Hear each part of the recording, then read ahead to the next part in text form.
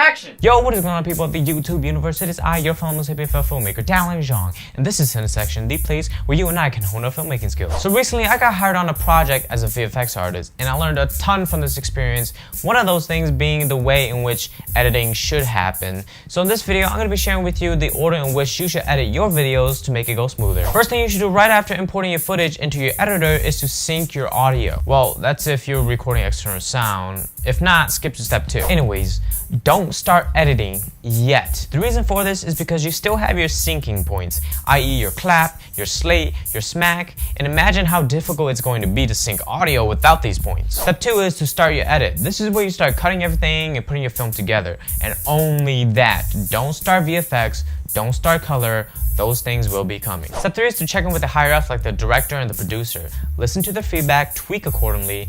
Once they greenlight the edit, then we move on to step 4, coloring. The first step to coloring is to color correct. Color correcting is when you match the footage by tweaking the exposure, the white balance, the contrast, the hue and saturation, and or by applying Rec 709 LUTs. The second step to coloring is color grading. This is where you add the stylish finish to the film. Step 5 is a repeat of step 3. Check in with the higher-ups, the director and producer. After the green light, we move on to step 6, VFX. If you're using Adobe, you can now export the footage that needs VFX work as a DPX file and send it to your VFX artist. Or if you're doing it yourself, you can use Adobe Dynamic Link and send the footage from Premiere directly to After Effects. Step 7, once again, check with the higher-ups. Step 8, this is where the magic happens. This is where the film actually starts to come together. Sound effects, music, and Foley. After the long period of the editing process, you're probably tired of this project and you just want it to be done with. But this is not the step to be slacking. That step is to come. Sound adds the finishing touches to a film and also enhances the audience's immersion in the film.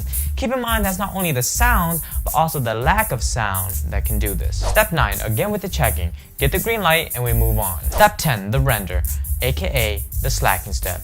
This is where you can push a few buttons, sit back with a bag of chips, and watch as the progress bar of the heavens inches its way towards completion.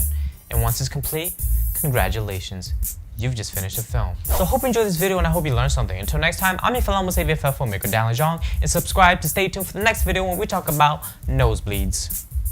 Cut!